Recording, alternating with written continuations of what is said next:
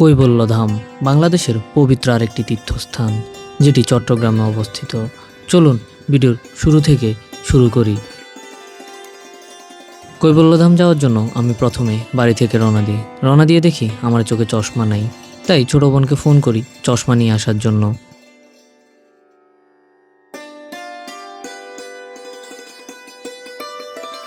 ওর থেকে চশমা নিয়ে মহিপালের উদ্দেশ্যে রওনা দিই। সেখান থেকে বাস যোগে যাব চট্টগ্রাম। যারা ঢাকা, কুমিল্লা, নোয়াখালী থেকে আসবেন তারা এখান থেকে সোজা চট্টগ্রামের কোন জায়গায় নামবেন সেটি একটু পরে এই ভিডিওর মাধ্যমে জানাচ্ছি। আপনারা বাসে উঠে সুপারভাইজার বা ড্রাইভারকে বলে দিবেন আপনাদেরকে কৈবল্যধামের রাস্তার মাথায় নামিয়ে দেওয়ার জন্য। এখানের একটু আগেই কৈবল্যধামের রাস্তার মাথা। কৈবল্যধামের রাস্তার মাথায় নেমে আপনারা হাঁটা শুরু করবেন। কোনো রিক্সা বা সিএনজি লাগবে না। 2 মিনিট লাগবে আপনারা কৈবল্যধামের গেটের সামনে আসতে। গেট দিয়ে ঢুকলেই ছোট পাহাড়ের উঁচুতে মন্দিরের দর্শন পাবেন। মন্দিরে ঢুকতেই প্রথমে আপনারা একটি স্তম্ভ দেখতে পাবেন, যেখানে মহন্ত মহারাজ থেকে শুরু করে মন্দির পরিচালনায় যারা আছেন তাদের নাম উল্লেখ করা আছে। তারপর আপনারা একটি গেট দেখতে পাবেন। ওই গেট দিয়ে না উঠে আপনারা বাম দিকে উঁচুতে যে রাস্তাটি আছে সেটি দিয়ে উঠতে থাকবেন। আমি কৈবল্যধামে অনেক আগে এসেছিলাম। এখনের কৈবল্যধাম আর আগেরকার কৈবল্যধামের মধ্যে আকাশ পাতাল তফাৎ। পুরো নতুন রূপে সেজেছে কৈবল্যধাম। একটু পরে ভিডিওর মাধ্যমে সেগুলো দেখতে পাবেন।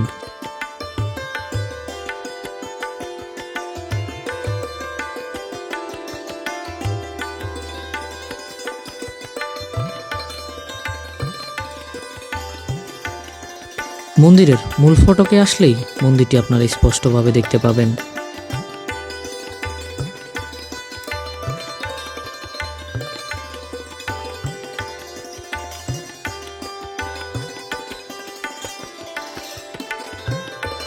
কৈবল্যধাম মূলত শ্রী শ্রী রাম ঠাকুরের স্মৃতি বিজড়িত একটি তপবন।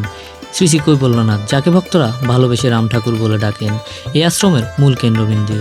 তিনি ঊনবিংশ ও বিংশ শতাব্দীর একজন প্রখ্যাত হিন্দু ধর্মগুরু এবং সাধক ছিলেন। আমি যখন মন্দিরে যাই তখন ভোগারতি চলতেছিল, তাই আমি মন্দিরের অন্যান্য পবিত্র জায়গাগুলো দর্শন করতে যাই। সিঁড়ি বেয়ে নিচে নামলে আপনারা মন্দিরে থাকার জন্য যে যাত্রী নিবাস সেটি দেখতে পাবেন।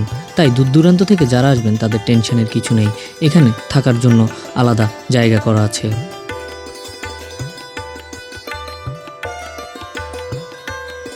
নিচে নামলেই শুরুতেই আমরা স্মৃতি মন্দির দেখতে পাই।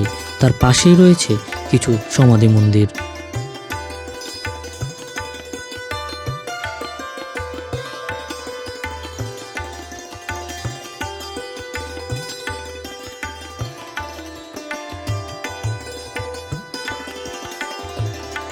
মন্দিরের পশ্চিম দিকের নিচে আমরা বিশাল একটি বটগাছ দেখতে পাই, যে বটগাছটির নাম শ্রী শ্রী কৈবল্য শক্তি। এই বটগাছেই রাম ঠাকুর বিশ্রাম নিতেন যখন তিনি আশ্রম প্রতিষ্ঠার জন্য জায়গা খুঁজতেছিলেন। ভক্তদের কাছে কৈবল্য শক্তি অনেক পবিত্র একটি জায়গা। এখানে প্রতিনিয়ত পূজা করা হয়।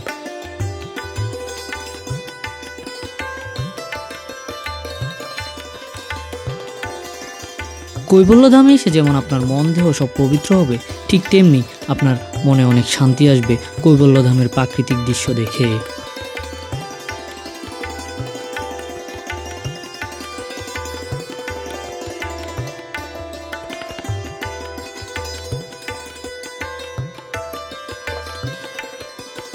কৈবল্য শক্তির পাশেই রয়েছে কৈবল্যকুণ্ড, যেখানে ভক্তরা পুণ্য স্নান করেন।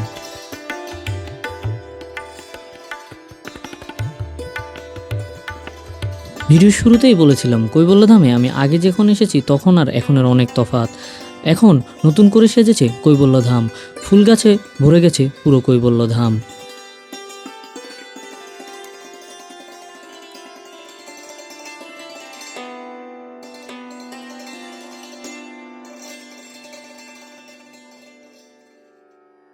চলুন এবার পাখির চোখে কৈবল্যধামের দর্শন করি।